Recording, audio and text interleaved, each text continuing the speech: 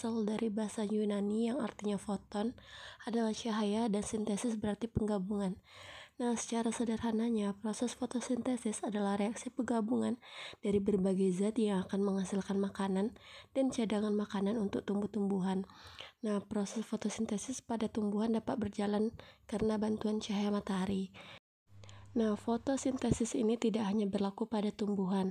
Nah, ada beberapa makhluk lain yang juga melakukan proses fotosintesis ini. Nah, mereka biasanya itu masuk dalam kategori mikroba seperti bakteri, protista, dan alga. Dalam fotosintesis terdapat dua reaksi, yaitu reaksi terang dan reaksi gelap. Salah satu mikroba yang dapat melakukan fotosintesis yaitu bakteri ungu, atau bahasa latinnya Rhodobacter sphaeroides. Bakteri ungu adalah salah satu bakteri yang dapat berfotosintesis. Pigmen yang berperan menangkap cahaya untuk fotosintesis adalah bakterioklorofil yang berada pada membran fotosintesis. Nah, bakteri ini memiliki sistem membran yang terbentuk akibat invaginasi membran sitoplasma. Nah, Rhodobacter ini atau bakteri ungu diisolasi pada danau dan perairan tenang. Bakteri ini dapat hidup pada kondisi aerob maupun anaerob. Dalam melakukan fotosintesis maupun fermentasi, bakteri ini juga dapat melakukan fiksasi nitrogen dan karbon dioksida serta sintesis tetrapiroles, klorofil, heme, dan vitamin B12. Bakteri ungu merupakan kelompok proteobakteri subdivisi alfa.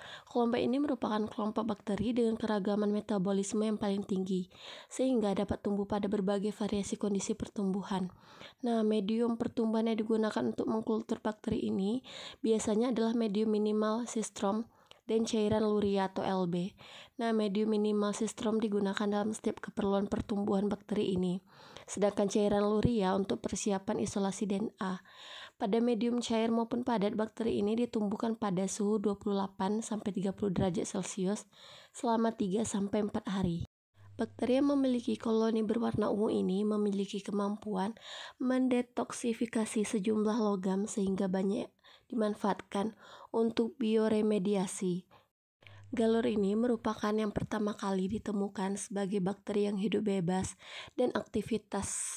Pada saat kondisi oksigen rendah, bakteri ungu menginduksi diferensiasi intraseluler sehingga terbentuk membran intrasitoplasma.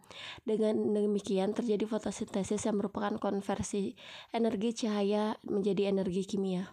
Galur ini memiliki genom yang terdiri atas dua kromosom sirkuler, yaitu kromosom 1 yang berukuran sekitar 3 mbp dan kromosom 2 yang berukuran sekitar 0,9 mbp. Nah, serta 5 replikon lainnya. Gen fotosintetik tersusun dari kluster gen fotosintetik yang membentuk superoperon yang mengodekan biosintesis bakterioklorofil, biosintesis karoten, polipeptida L, M, dan H yang mengikat pusat reaksi, serta kompleks permanen cahaya.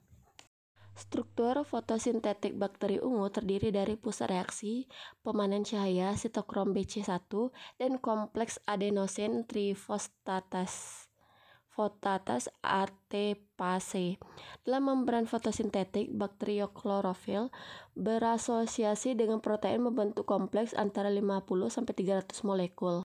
Hanya sebagian kecil yang berfungsi mengonversi energi cahaya menjadi adenosin trifosfat atau ATP, yaitu pusat reaksi. Pusat reaksi ini dikelilingi oleh antena klorofil yang berfungsi memanen cahaya dan meneruskannya ke pusat reaksi. Nah, pusat reaksi terdiri atas 3 polipeptida subunit L, M, dan H yang berfungsi mengikat kompleks pusat reaksi. Kompleks pusat reaksi terdiri dari 4 buah bakterioklorofil, bakterioveotifitin, bakteri quinon, dan karotenoid.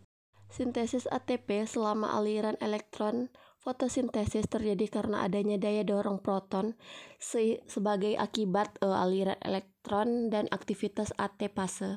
Aliran elektron yang membentuk ATP ini berbentuk sirkular sehingga disebut fosforilasi siklik. Sekian penjelasan dari saya. Apabila ada kesalahan atau kekurangan mohon maaf. Wassalamualaikum warahmatullahi wabarakatuh.